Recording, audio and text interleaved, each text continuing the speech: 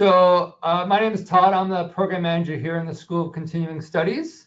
My role as a program manager is really to look after all facets of the program. So I look after the instructors, looking after the curriculum.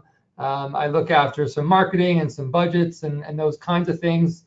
And often I say it's like running a small business. So everything that happens within this program kind of falls to me. I always say that the most important thing that I do is to make sure that you as a student have a positive learning experience. So that's really my goal, is to ensure that the curriculum is designed well, we have good quality instructors, and you have a positive learning experience. I do not teach any of the courses. I am not a content expert. So as I go through this presentation today, I will sort of share some insights, but if you have specific questions around anything that's content specific, if I can't answer it, or Priya can't answer it, she's on the call today as well, then I'll have to default and get back to you later. The other person on the call today is Priya Bates, and she's an advisory board member who's going to share some of her insights later on in the session, and she'll also really introduce herself later. But I will just say that the advisory board is put together a group of senior practitioners in the field, and these are really the people who helped us develop the program. So we pick their brains on what's important in the field, what are the current trends, and that sort of helped us shape the courses and some of the content before it gets passed on to the instructors to really bring the content to life. So the advisory board is super important, and Priya's kind enough to join us today, and she'll share more about herself in a bit. So the agenda today. So I'll talk a little bit about why you should choose York. I'll talk about our public relations program and some details in the program. I'll then have a little Q&A with Priya, and like I said, she'll share some insights into what she does and some things she's experienced. I'll then take you to our website and show what that looks like and how to register. And then at the end, we'll stay on for Q&A, and we'll stay on as long as there are questions. So if you've got them, that's fine. If you want to post your questions sooner, you can do that in the question box. I probably won't get to them to the very end, but if you have some questions, feel free to just do that. I do have two screens up, so if you see me looking over there, it's not to check my email, I promise. It's just sometimes to make sure if there's a question that pops up or something, so know that. So two quick little housekeeping items before we get started. We are recording this, so I will share this with everybody in about a week or so. Our marketing team, who does that sort of work and kind of edits and whatever, they're a bit behind, and they're a little jammed with some other stuff. So I was told it's going to be about a week before you see the recording. So if you have any peers or friends that want to get more information, you can share this with them. If you have a manager or somebody that's looking to get more information, if they're supporting you, you can certainly share it with them. I think I mentioned this, but the chat box and the question box is there. So if you have questions, certainly feel free to put them, send them away, and I'll answer them at the end. So before we get started, I just want to ask a few poll questions, just to get a sense of who's on the call, so I can kind of gear some of the comments, and Priya can gear some of her comments to who's here with us today. So give me a second, and let me just pull up the first question. So the first question is, how many years ago did you earn your college diploma or degree? So are you still a student now? So you're just kind of trying to get ahead of your colleagues and your peers? Did you graduate 1 to 3 years ago, or plus 4 years?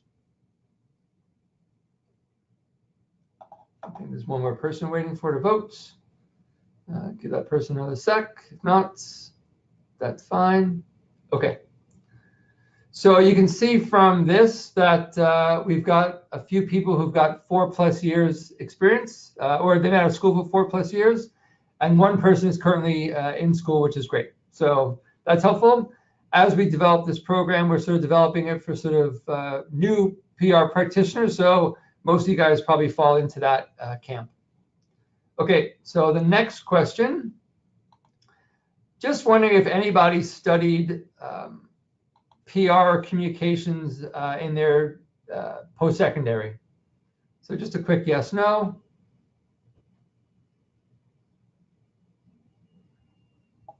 Let's wait for one more person, looks like, or two people still waiting to vote.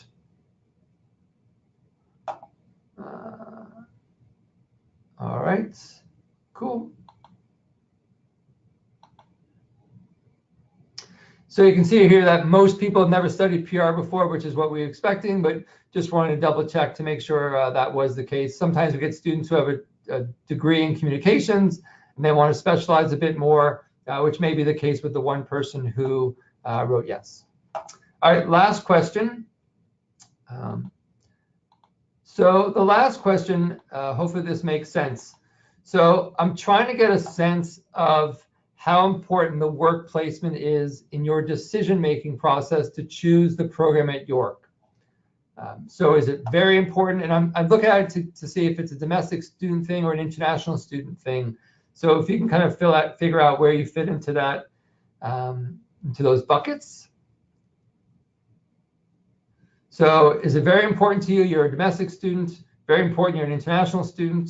Not important, you're domestic. Not important, you're international. Or you're just not sure yet how important it is. Okay, I think everybody has voted. Pretty clear that the work placement is very important. So that's good. We've got one. That's great. But just wanted to sort of check to see and to validate us putting it in there, because as you may know, there's other programs out there that have the work placement. We're just curious to see if that was a deciding factor in you choosing our program versus not. Okay, perfect. So let's hide that. Let's go back to my slides.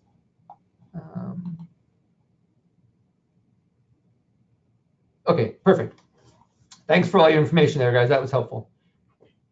So if you've been to our website, you probably have seen this graphic, but I just thought I would share it with you just because I think it is important to know that, yes, there are other programs out there in PR, but this is still a growing field, especially with the emergence of digital and the importance of PR and how that's impacted by all the digital that's out there. So we think there's still a nice market.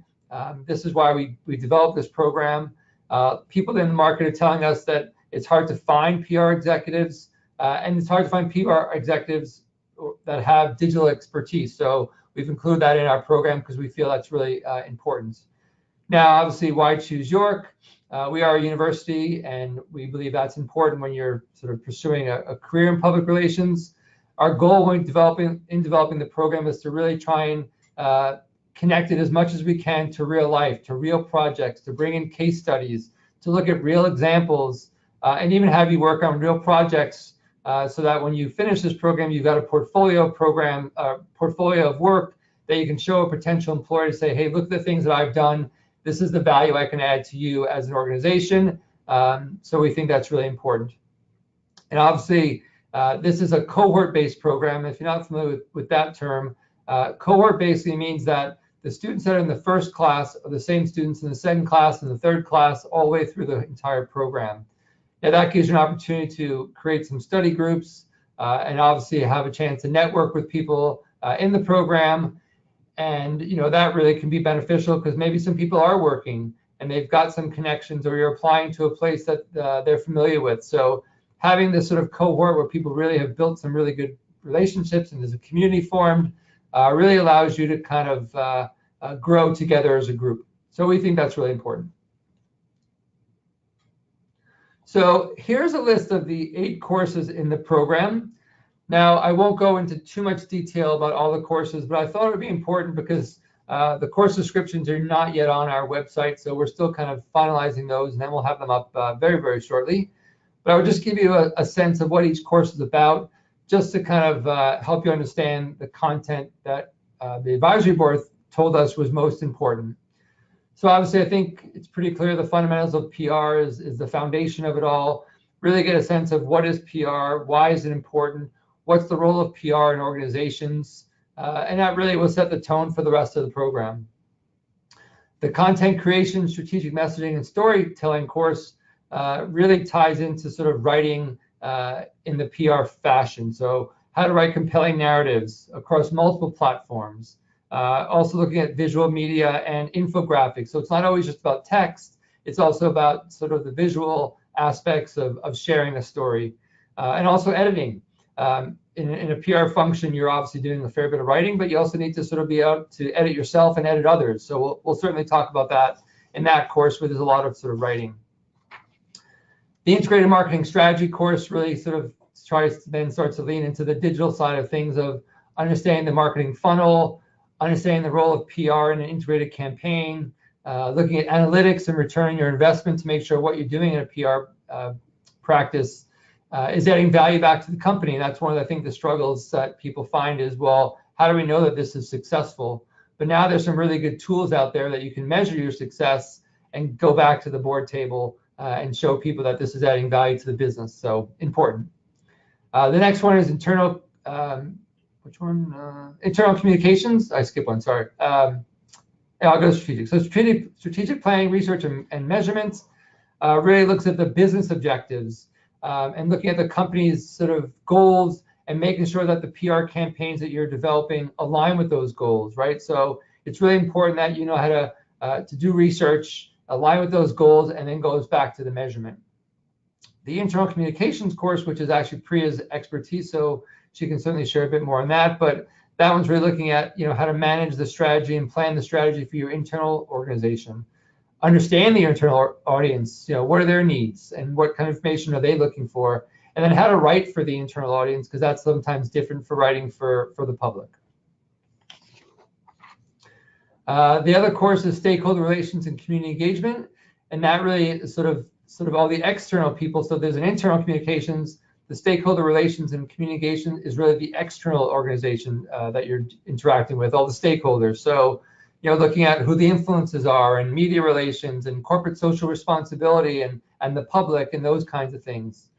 Reputation management and crisis communication will look at, obviously, best practices in dealing with a crisis, how to manage a reputation in a digital age. I'm sure you can share lots of stories you read on the internet about a post that somebody puts out there, or some scandal with a CEO or member of the business or the organization, and how that just blows up and really is bad press. So that course will focus on that.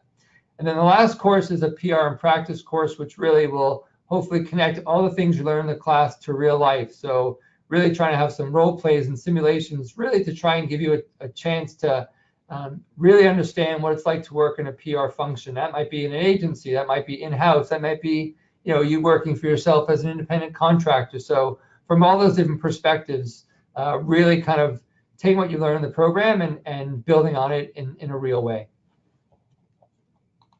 So on our website, again, there'll be some more information, but I think hopefully that just gives you a little bit of a sense of what is covered.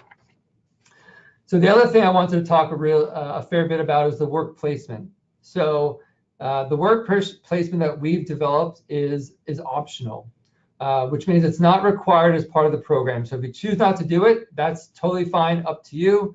If you decide that you want to participate, that's great. This year, for the fall intake, we only have 20 spots, and our goal is to actually only accept 20 students, so we've got placements for everybody. It is unpaid, and if you want to find a placement on your own, that's certainly fine, no problems there. The other reason we only have 20 spots is because we're working with the YU Experience Hub on campus. So they've got, it's a department on campus that will help you in resume writing and interview skills and prepare you to be successful in these work placement experiences. So it's going to be a lot of one-on-one, a lot of some group stuff. So that's, I think, going to be really important for you as a student to kind of make sure that you're going to be putting your best foot forward for the interviews, because you have to actually get an interview. It's not just going to be where we're going to tell you where to go. You're going to have to apply directly to the organization. You're going to have to be hired just like you would if it was a regular job. The work placement will be about 8 weeks, 35 hours a week. So it's about 280 hours, I think, in total. So pretty significant. And hopefully you get a chance to, you know, jump in with both feet, get to do some real interesting things in that work placement, build your portfolio, and, you know, you never know. Maybe this is your live interview, because maybe there's a job afterwards. Obviously, no guarantee, but that would be a nice outcome if that was the case. I just wanted to share this one thing, and hopefully it makes sense with you. It's really just for international students. So if you're an international student, as you may know, after you finish the one-year program that we offer, you can then apply for a work visa, which is 12 months. Because our work placement is it's optional, it's not required, you're not able to apply for what they call a co-op work permit. So if you participate in our work placement, the months of work will actually get deducted from your 12 months of work visa. So you'll actually only have 10 months after that to work in the field if that's your goal. So hopefully that made sense. If people have questions, certainly post a little note and I'll try and do better to explain it. But that is the reality, that the work placement and the 2 months work placement will actually get deducted from your 12-month work visa you'll get after the program ends if you apply for it. So I'm just going to turn Priya's microphone back on. Priya can maybe share a little bit more because she's actually, in her role, has actually taken on some students. So she thought she would share a little bit more about the work placement and sort of the benefits of that. What I can say is the work placement, having been through it as a student when I did my certificate program, when I was learning in the field, and having hired many students in the corporations I worked with from a variety of programs, it was really great hands-on learning to be able to experience PR live in a work setting, whether it was a corporation or an agency or a not-for-profit, and really taught you to use the skills you've learned in the program and deliver it. I know that with the companies I worked with, Hewlett-Packard, Loblaw Companies Limited, I own my own agency now in internal communication. I always say I batted about 50-50. 50% of the interns that came into my organization actually got a job with my organization, with some of them getting a job because of my recommendation in the field and in the profession. So it was really a terrific opportunity for those interns. A lot of them are still colleagues today. I've seen them grow up. I've seen them get married. I've seen them have children, and it's really become a wonderful family from a communication perspective to develop those relationships and mentor those students. Awesome, thanks. And if people have questions about that at the end, we'll do the Q&A, and Priya can certainly share more about that at the end. Anyway, thanks, Priya, that was great. So the next thing I wanted to just share a bit about is just the format. So this is going to be a full-time program. And what we mean by that is you're in class basically 4 days a week, and each class is 3 hours. So the way we designed our programs, you're actually in class, you're in class 4 days a week, and you're taking 2 classes at a time. So you can see from the slide up here, and that is the actual time of the program. I believe it's 3:30 to 6:30. And you can see that on Monday and Wednesday, you're in fundamentals of PR, and on Tuesday and Thursday, you're in content creation. So this block of 2 courses will actually last for 6 weeks. Each course is 6 sessions. And when these 2 courses are over, then you'll start 2 more courses until you get through all 8 courses in the program. You should also just take note that the course time will be the same for the entire program. So no matter where you are in the first block or the 4th block, you can plan your schedule accordingly, just because you know that you'll be in class from 3:30 to 6:30. So that will never change. The other thing that never changes is the room. So once the room is assigned, that's your room for the entire 8 months. Okay. And obviously from the face-to-face perspective, there'll be an instructor who will be sort of facilitating that process. But hopefully when we develop the program, there'll be lots of hands-on opportunities for you to practice what you're learning, creating documents, creating collaterals, those kinds of things, which is nice because it's in a nice, safe way that you're being graded, obviously, but you're not being judged. You're not going to lose your job if it's not done well. So you have lots of opportunities to practice these things when you get to your work placement into a real job. Hopefully you're able to add lots of value back to that company. If you are, there is an application process. So for all students, you need to have a college diploma, 3-year, or a degree, and there's a statement of interest. If you're an international student, we also have on top of that a minimum of 6.0 IELTS for international students. Now that is one of the factors that we look at. So if it's a higher IELTS score, that will probably improve your chances of being accepted into the program. As I said, the first offering in September, we're only going to accept 20 students. So there'll be limited spots available. So certainly you should be applying for that now. We hope to start to put out our offers in March. So if you're still thinking about joining us, you may want to think about applying sooner than later so that you can confirm your spot in the program. Okay. Great. So the next thing I want to do is I want to invite Priya back. And we're going to do a Q&A for about 5 or 7 minutes or so, and she's going to share some insights, and hopefully that sort of helps you get a better sense of the field and get you more excited about the step you're about to take, hopefully with us. So Priya, is there? Good. Okay. So the first question I have for Priya is just to kind of just ask her if she can share a bit about her background and how she got into the field. Sure. Thanks for having me today. I'm really excited about talking to all of you and the fact that you're considering a career in public relations. My background, I actually got my degree, my science degree at Western University in London, Ontario, and then followed that with a certificate in public relations at Humber College. And 2019 actually marks 25 years for me in PR and communication. And in the last 19 years, I've focused in internal communication, employee engagement, and change management. And it's really been a terrific career. I enjoy the work that I do with my clients every single day, and it never gets boring, that's for sure. There's always opportunity and a need for communication professionals who can really help drive organizational goals. Awesome, thank you very much. Would you actually mind just sharing some of the recent trends in the field? So I know the field of PR is shifting a bit, and certainly with with digital, that's sort of an important part. Maybe just share some of the trends that you've seen in the field. I think the trends in the field are kind of indicative of the trends in the world right now. First, I'd say that there's a real need for communication, whether you are in a communication-focused profession or not. So many of my clients and potential clients are coming to me and saying, we need help with our executives and how they communicate to their people or communicate to the public. A lot of folks are realizing that there's so much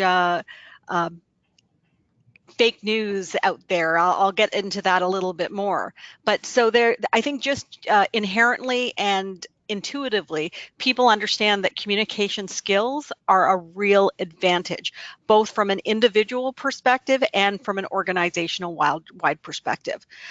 What we're seeing, and you are all part of this, is what we call the democratization of communication.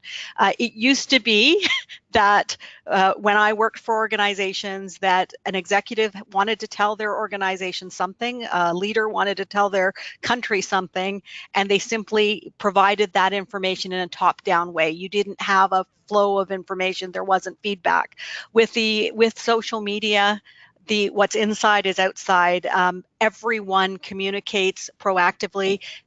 Any individual can put something out there about your organization, your company, your country, and it gets spread virally. And so that's something that we really, need to embrace and see it as an opportunity, because communication is so important. So a lot of organizations are trying to understand how everybody communicates and how they can actually use that focus to create brand ambassadors, whether it's your employees or your customers, that will really support your company and help it move forward. There is a need for trust and truth. Whether it's inside organizations or outside organizations, we're living in a world of alternative facts and fake news.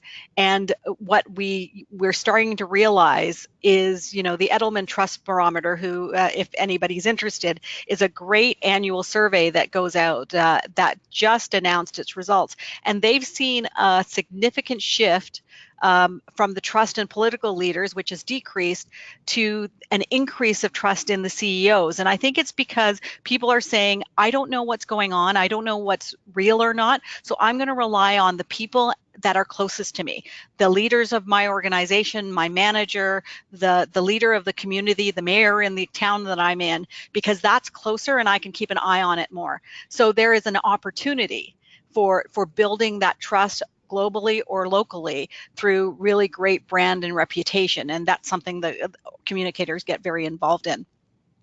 I think people are looking for meaning and information in the midst of all the noise that's out there because of what I talked about, the democratization of communication. Everybody's communicating. People are trying to figure out who they can trust and where they should go for information. And they're also finding their groups, their tribes, if you will, of people. Sometimes that's good, sometimes that's bad, but that's something that they're looking for right now. Organizations are getting ready for a shift due to technology, demographics, and mobility. Quite honestly, you know, technology allows us to share information, and the platforms that are now available inside organizations and outside organizations are really changing the way we communicate and talk to one another. The demographic shift. We're seeing so many organizations that I'm working with who are getting ready for big retirement of the generation, you know, Xers, a little bit of the boomers, but mostly the Xers that are getting ready to retire in the next few years, and that's starting to create a real gap in understanding and knowledge, because how each of the generations communicate and their comfort level are very different. So, so a lot of my clients are getting used to the new technologies and trying to understand it. I think that as well, the majority of my clients now, in an internal capacity, are saying our employees are not in the same place. Companies are becoming mobile and global from day one. It used to be they'd grow from a brick and mortar perspective where they'd start with one organization, that one organization in one site would grow to 50, and then they'd say, maybe we should sell our product across Canada or across North America before they'd step into the world. Most organizations have an idea and they're trying to sell that idea globally from day one. And what they're doing is growing through virtual workforces. It could be somebody working at home, working from a small remote office, selling the product, you know, and they're all over the world, but they still want to create consistency. So that, you know, the non-desk worker and that virtual worker is a real challenge for organizations that we have an opportunity to help, you know, connect people to. I also talk about the fact that the future is human. We talk about all this technology, but in a world where we're talking about automation and transactional roles, I think we need to think more about where's the human factor that's important. So even as I, you know, see my kids grow up and see where they're focused, I want to make sure that there's some sort of humanity in what they offer, because that's our differentiator. There are places and things that we decide to, you know, give our loyalty to because of the relationship that we have. We do not have relationships with technology, we have relationships with people. And so that focus on leaders and leadership, that focus on human interaction, is really going to be what drives us in the midst of all these changes. Excellent. Lots of trends for sure. Okay, so the next question is around if you can just maybe share. We're short a bit on time, so maybe at a very high level, Priya, just talk about the campaign you worked on, a PR campaign that you thought was successful. So just maybe give some, like, a couple of little highlights, and then we can get to the last question. Sure. I worked on the launch of the International Association of Business Communicators global brand. I worked with a cross-functional global team that led the creation of the brand, the visual identity. We identified their values. We took a look at their brand personality, and really launched something that had to be eventually adopted by 100+ chapters and regions around the world, in places, you know, all over the world, from South Africa to India to places across Canada and the US and around the world. And I was really pleased to see how well that brand was adopted, because I always say the brand is not just a logo and tagline. It's about who we are and how we deliver. And it's really been fun for me to see that holistic brand take the organization forward. Excellent. Thank you very much. And then the last question is, I just wonder if maybe, since we've got people here Some of them are new to the PR field. Maybe just some advice for people who are trying to get into the field as a future PR practitioner. I think PR is when I joined the field and joined the the programs that I was in, I had no clue what PR was, and I think I still have trouble explaining it. But it really is it really creates connections. Public relations uses communication to solve business problems. And I think that's the real opportunity, because most of the time when I'm dealing with organizations, the gap is in communication. It's because they didn't tell somebody something. They didn't help people understand context. They didn't really connect with people in a meaningful way. And that's the opportunity. But what I will say is that the skills you learn in a PR certificate program, you will use no matter what you do. So you saw those list of courses that are available. Whether you go into PR afterwards or not, and hopefully most of you will, you're still going to use those skills, communication skills, strategic planning skills, research skills, understanding of digital communication. You can use those skills in any role and in any organization. Excellent. Did you want to go through these quickly, the other ones we talked about, or have you sort of? Oh yeah, so I can actually do it really. I wasn't. Yeah, you told me to do it quickly, so I was like. No, that's fine. Sorry, that's my mistake. But we have the slides, so. Yeah. So I do say, you know what, I love my job. I've loved it for the last 25 years, and it's something I really enjoy doing every single day. As I mentioned, most of the gaps and challenges that organizations face right now revolve around the lack of communication and the lack of connection. It's such a big opportunity for us. What you learn will make you a stronger PR professional, but a stronger leader. It never hurts because I'm spending a lot of time with non-communication professionals teaching them how to communicate, and that will be great for you. And there's lots of options to work. The folks that graduated with me, some of them went into PR, some of them went into issues management, others are really experts at crises, others like internal and employee engagement like me, others went into marketing and advertising. So I think that there is just a lot of options to work in the field. Wonderful. That was excellent. Thank you so much for all that insights. Lots of good, hopefully some good feedback for students to sort of think about if this is the right career for them. And Priya will stay on with us until the very end. So if you have specific questions, then she can always answer them as if you got questions. So just post them to the question board. Excellent. Okay, thanks very much. So I know we're getting short on time, so I just want to do one quick thing, and then we'll get to the Q&A. So just bear with me for a second. I'm just going to take you to our website for a quick second.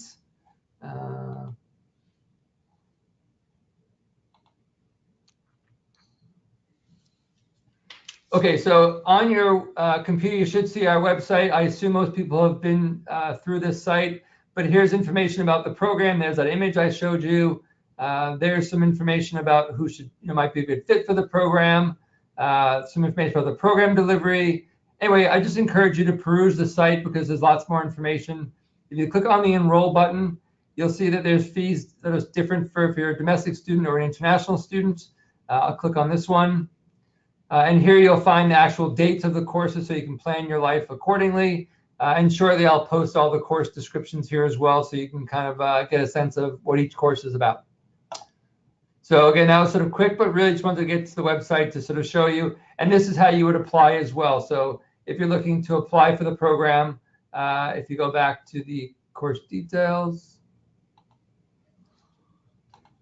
you would just click on the apply button and that would take you through the process to apply the program. Okay.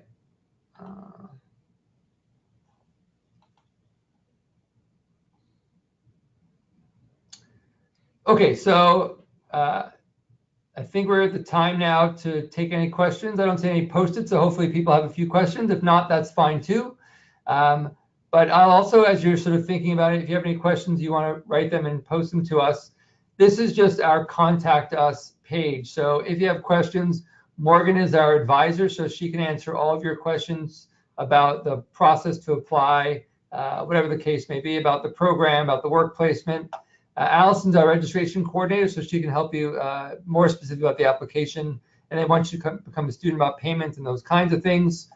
We are here on campus. If you have questions, you want to come to the office, you can certainly drop in, but we certainly recommend people coming and having with an appointment, but you can certainly drop in. So if you have a question, you can call, you can email, or you can just stop by the office if you're on campus.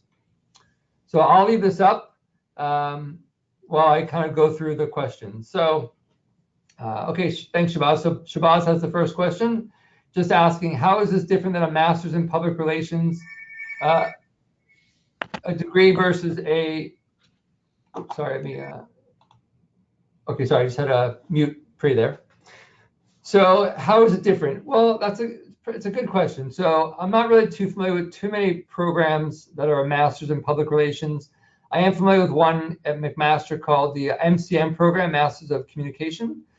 So that program gets into probably a little bit more strategic thinking, gets into a little more deeper dive into some of the business components, where from our program, it'll be certainly more of an introduction to the field of public relations, covering off all the important things that are important that you need to know if you're going to get into a public relations job. So, you just need to figure out where you are in your career, what program will sort of get you to the job that you think would be best suited for you. If you have no background in PR, then this is probably the best first step. If you've been working in the PR field for many years and you think, okay, you're ready to take on a more managerial or strategic job, then that master's may be a better fit for you. So hopefully that answers your question, Shabazz. If not, just let me know, but I think that's my 2 cents on it.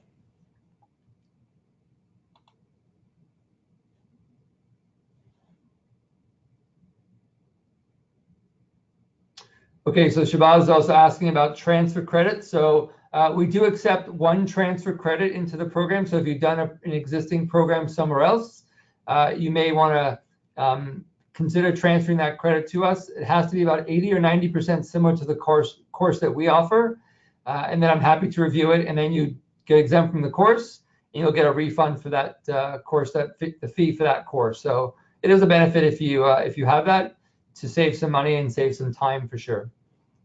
So yeah, so we could certainly have that conversation. Shabazz, you just need to apply to the program, and then you can submit that course outline, a transcript, and then I can have a review of that and make sure, like I said, it meets about 80 or 90%, and the course is taken within the last 5 years. Yeah, so again, I'll just sort of speak to your situation, Shabazz, since so far you're the one asking questions, which is perfect. But anyway, if you've got a master's in communication with 5 years of experience, it's going to be your call on if this program is the right fit for you, or you think that having a program at a master's level is a better fit. So again, we can certainly have a side conversation if you want to chat about it, but you may want to look into, with the amount of experience you have and already having a background in a master's in communication, if it's somewhat of an overlap, I just don't want you to be repeating courses and topics and not spending your time and your money wisely. So I'm always honest about, is this the program that's the best fit for you? In this case, you may want to consider if it is or not.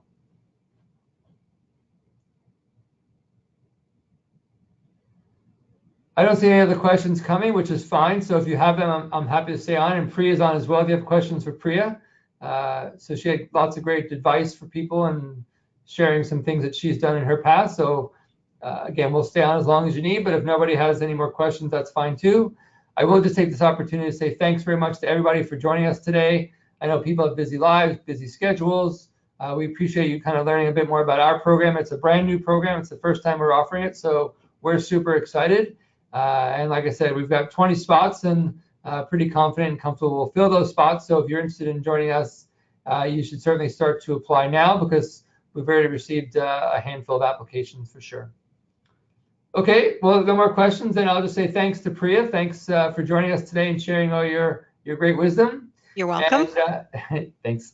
And again, you have the email on the screen. If you have specific questions, certainly reach out to us. Otherwise, stay warm. If you're somewhere in this cold area, hopefully you're keeping warm with all the snow we're having, and hope you think about joining us. Thanks, everybody. Have a nice afternoon. Goodbye, Bye. everyone.